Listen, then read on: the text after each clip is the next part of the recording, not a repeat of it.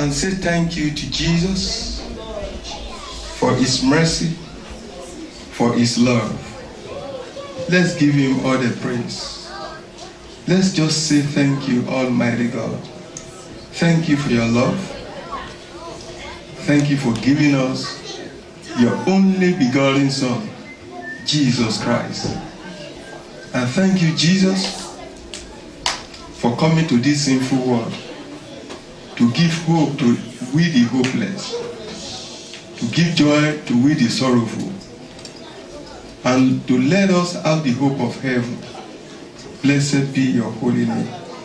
We give you all the praise. For in Jesus' mighty name we have given thanks. Amen.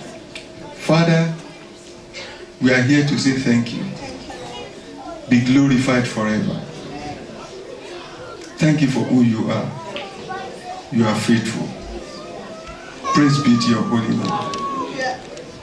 Thank you for not dealing with us according to our weaknesses, our disobedience, our arrogance, and our insubordination. But you just lavish your love on us. Thank you. Thank you. Be glorified, O God. In Jesus' mighty name, we have given thanks. Amen. Amen. Praise the Lord. Choir, let's celebrate this wonderful day. They that are sent by God will speak the word of God. And those that are of God will listen to the word of God. That is the scriptures. And I know all of us here are God's people. That doesn't mean that we shouldn't ease ourselves. Side thoughts and unnecessary movement should be restricted. We started this series on having dominion over the stress of life. And we said that stress is something that is common to everybody, regardless of the person's status, regardless of the person's sex, regardless of the person's age, regardless of the person's race. Stress doesn't have any respect for anyone.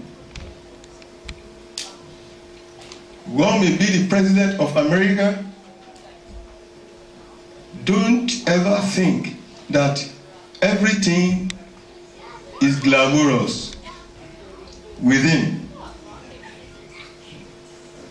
A man of God, regardless of the anointing,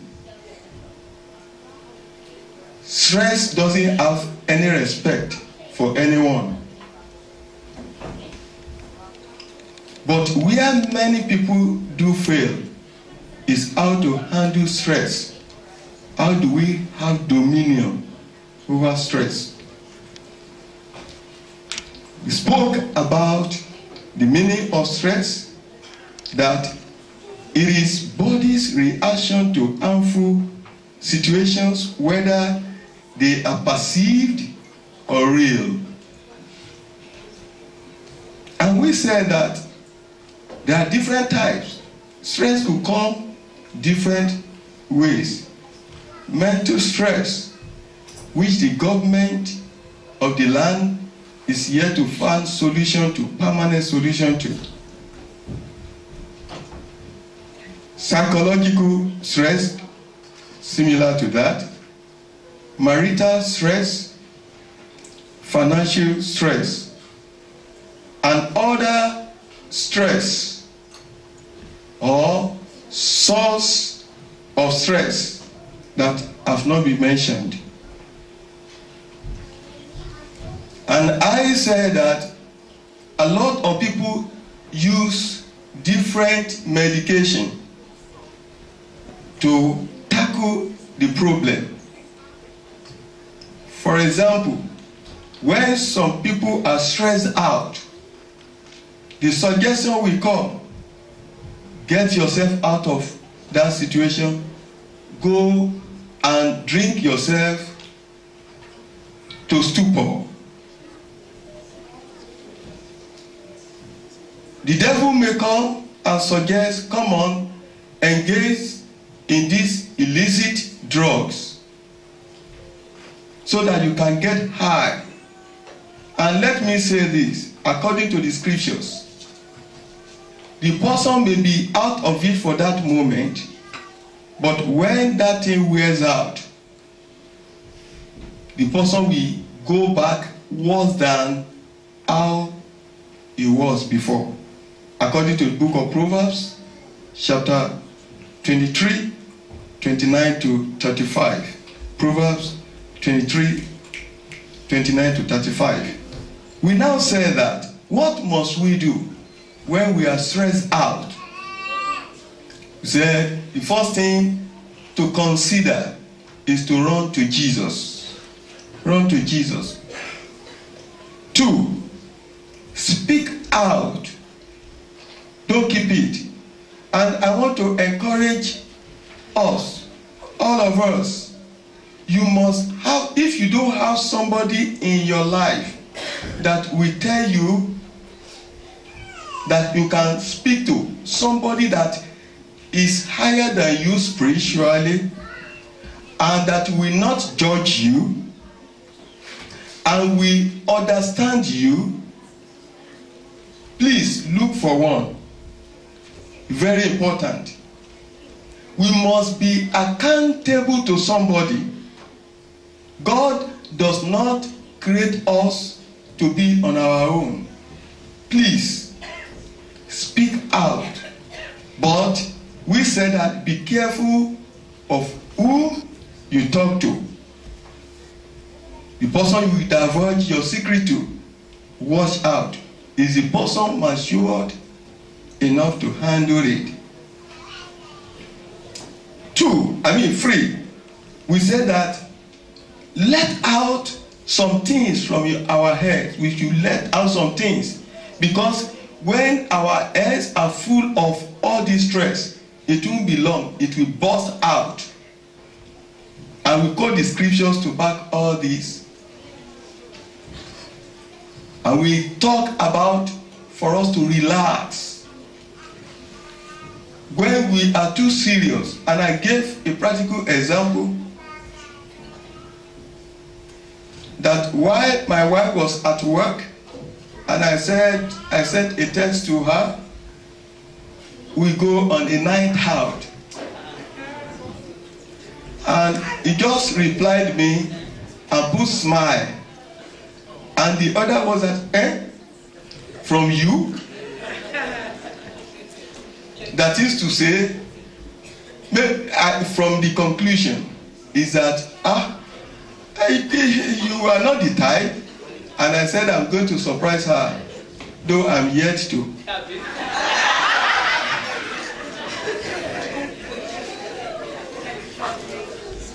But as he's back from our holiday, be prepared for it. And we said that, please, people of God, if not all the time, let's create something that will make us laugh. That laughter will go a long way. We said we gave the Bible scriptures, the Bible passages, to support this. Laughter heals more than what the medicine can do. Create something that will make you laugh. If you are an husband, it is not every time we get home that our children will be running under the bed, under the couch. Oh, daddy is here. When we're supposed to be strict and show that we are serious, let them know the reason. When we're supposed to play with them, there is nothing bad for you and your children be running around the house. Create something that will make you, laugh.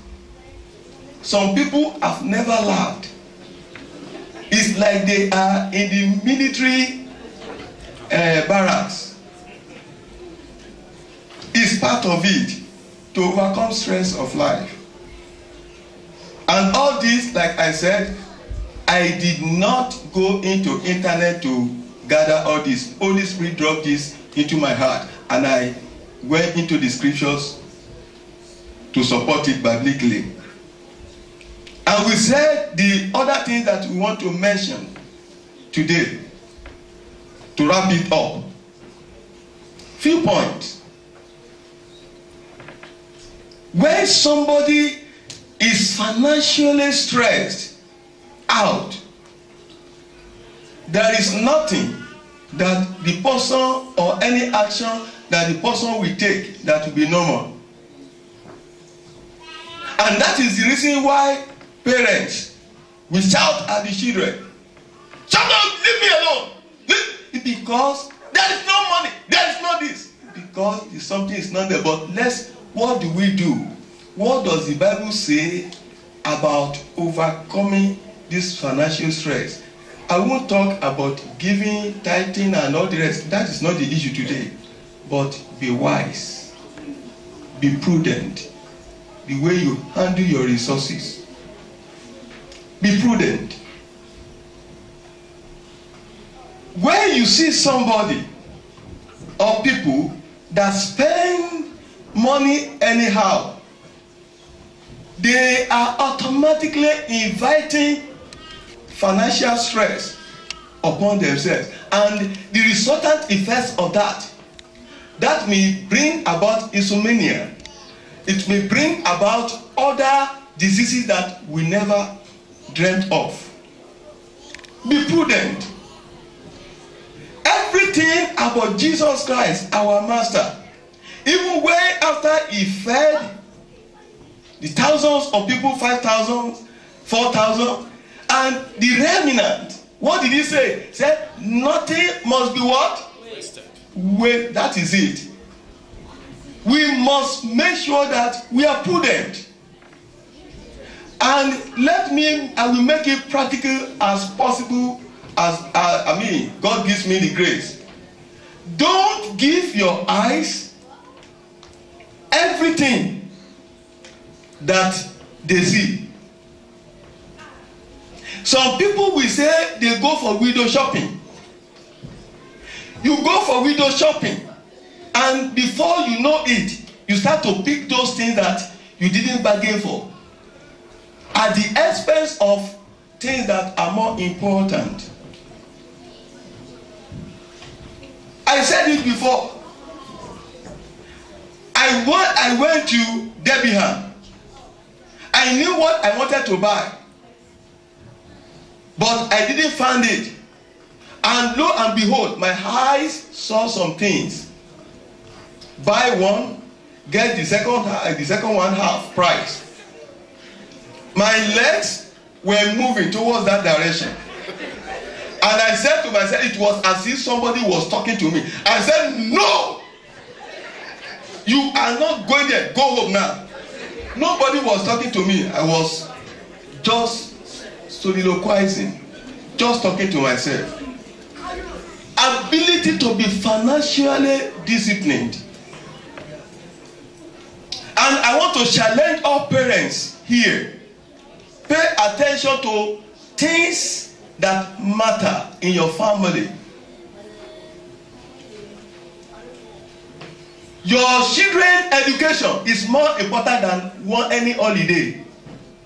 They want to go to Wonderland, or what do you call it?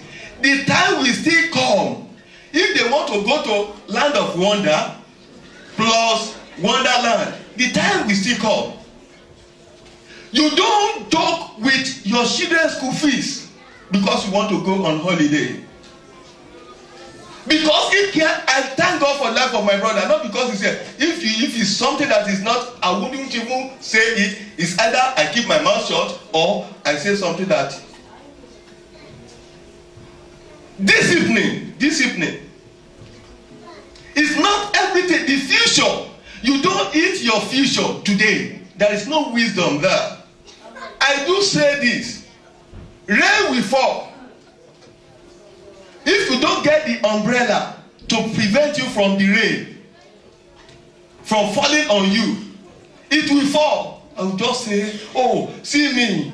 And you start to expose yourself to the enemies.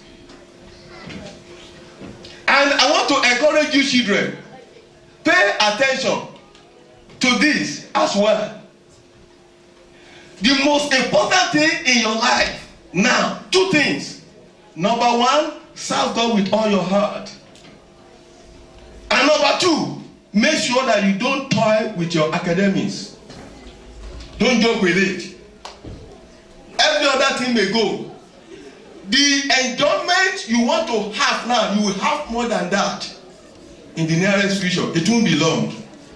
And God Almighty will preserve you. In the mighty name of Jesus. And the other thing I want to mention concerning that, we mentioned some Bible passages, Proverbs chapter 8 verse 12, 1 Kings chapter 17, 7 to 16, and Luke chapter 14 verse 28. Before I leave that, and I want to say this again to the parents. Men and women will celebrate you. Amen. The day of your children's graduation, nobody will replace you. Amen. Oh, let everyone hear your amen. But is it not the children that graduate that you do graduation for? Is it not the children that are up to marriageable age that you will say you are the father or you are the mother?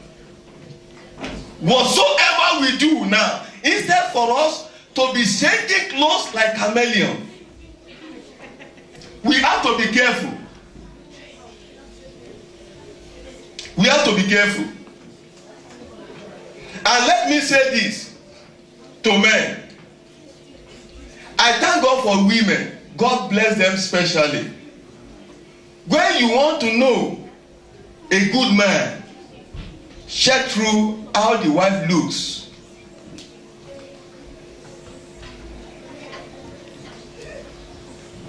What does that mean? That doesn't mean that your wife should be looking wretched, tattered, and beaten, frustrated, and all spent, and everything. No. But what we are saying, prudence. That is just it. And to we women, do you know that there is nothing bad when your husband is in a very serious financial situation and you give him a surprise? Do you know that it will leave an indelible mark on the heart of your husband forever? I will give an example. It was a man of God. This man of God was in that condition. They wanted to buy a house, and all the little change that comes in, you just say, this is your pocket money, and to the wife and all the rest. Do you know what happened? Out of that, the wife was keeping just a little change. When it was time to buy a house, the husband was, oh, how do we get the deposit? How? The wife just came, honey, it's not only on bed when we want to go to Jerusalem. Even some people on their way to Jerusalem, they go to Jamaica. And they even go to Iraq. I know that one means a lot. When I say instead of going to Jerusalem, going to Iraq, that is war. And they turn their bed as battlefield. But this is what I'm talking about.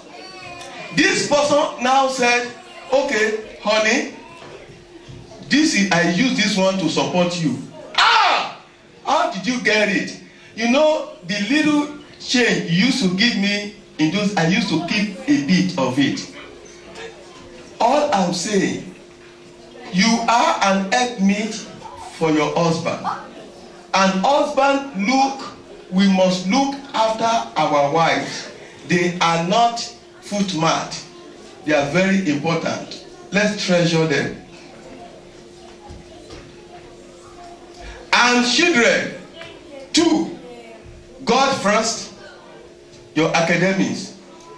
Every other thing may follow thereafter. And before we leave that, please, not to be under any financial pressure, because this is very serious. Don't compare your family with others. What did I say? Oh, this one has just bought a new car. Your family can't avoid it now. Be content with what you have, please. That, oh, others are doing it. I do say to my family, we are not others, we are special. Your family is special unto God. Don't compare your family. Oh, this one, I want my own to pass that one. Oh, that one celebrated 20th birthday last year. This year is this one celebrating the 20th. It's supposed to be 21. Celebrated the 28th. I said, oh, well, in my own time, I'm going to show to the world. Showing to the world. Showing to the world at the expense of your family. It will bring pressure. Don't compare yourself with anyone. Even among pastors, let everybody does whatever they. I don't even look at anyone. But they may call me names. In fact, some things people do say, I've already installed antivirus into my ears.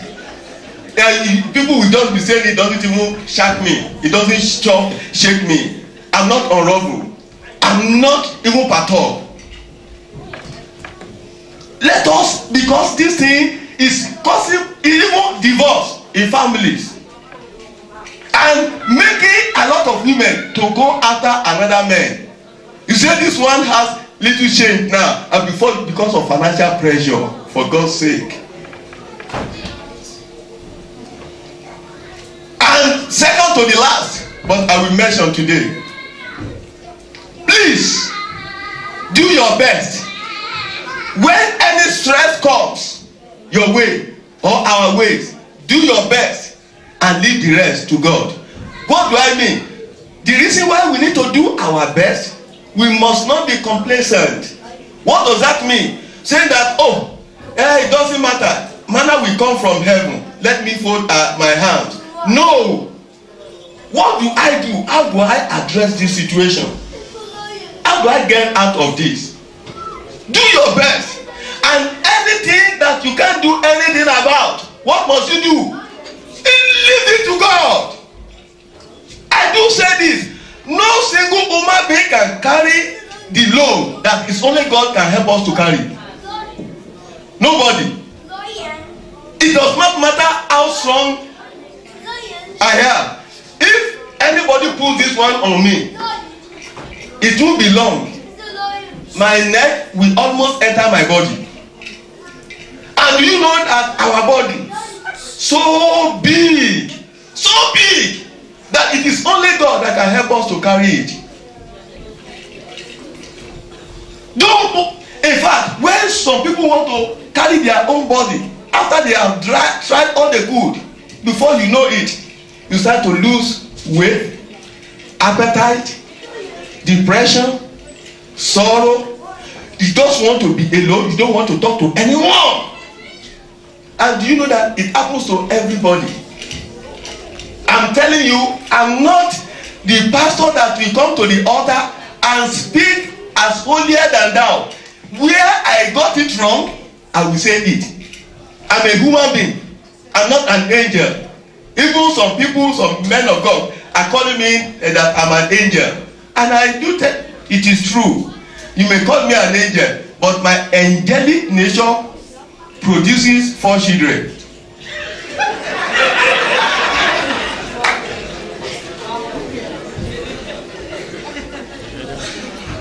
Does that make sense? And I want to say this. Please, people of God, cast all your cares upon him. It's not too much for him. The whole world, everything put on him is more than able to carry everything for us. Do your best and leave the rest unto God. Proverbs chapter 21 verse 31. Proverbs 21 verse 31. The Bible says, horses are prepared for the day of battle, but safety is of the Lord. We must prepare what? The horses. That is what I'm saying. And the safety that can come from God, that is his own part. And to my young adults, party here, one pump here, one club here, is your future you are toiling with. God has a better life for your future, a better plan for your future. Don't toy with it. Don't let any useless lady, useless boy, and just destroy your future in the name of being sociable. Trust in the Lord.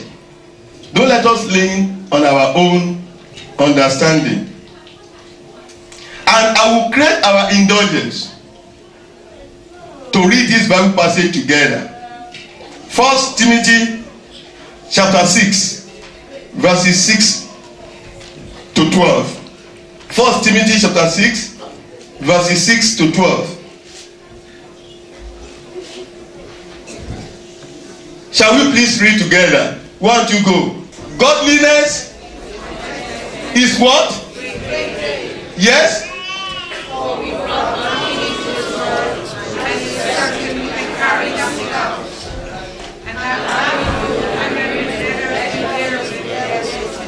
Nine.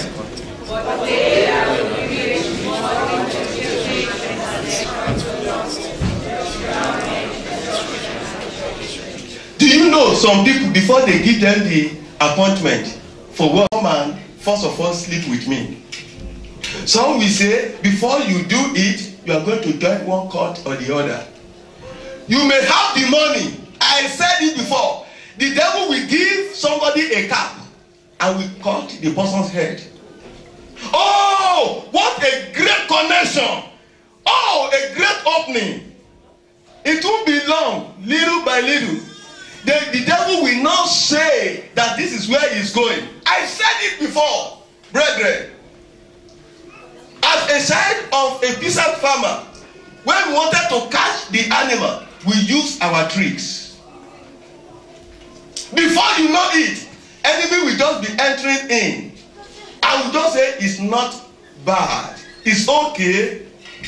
By the time the presence of God will decide that person, the person will become empty.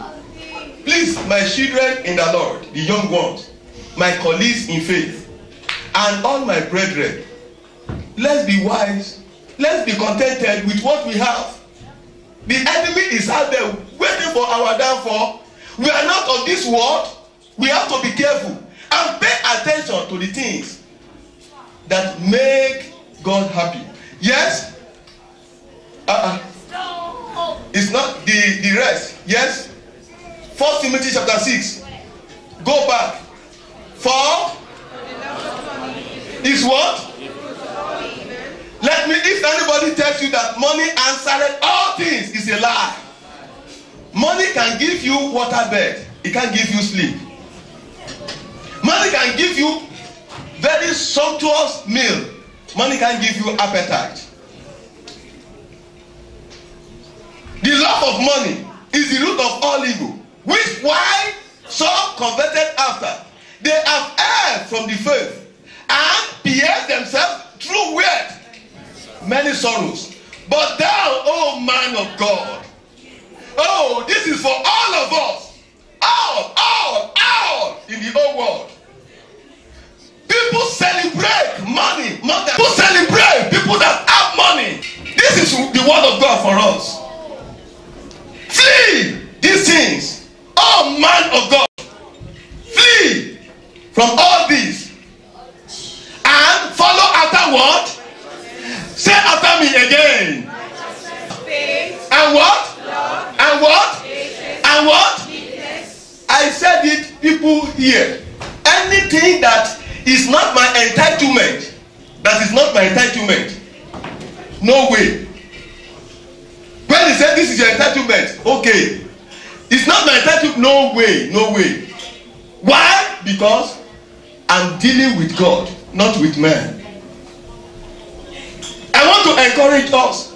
God doesn't want to put us under any pressure. He wants to rather he wants to help us. The last thing that we must do, even when we are pressed, be careful for nothing. Every stress of life that may want to derail my neighbor from fulfilling God's purpose for his life, send help. Go ahead and pray. Send help, oh God. Nobody is immune against this. I'm telling you. Nobody, not even me, not even me. Stress of life, different faults. Almighty, send help, oh God. The right help, where the help, mighty Father, in the name of Jesus. Send help, oh Lord. And let us pray that this my neighbor will not be frustrated. Any power that wants to frustrate his life, Almighty Father, you will fight for him. You will fight for her. In the name of Jesus.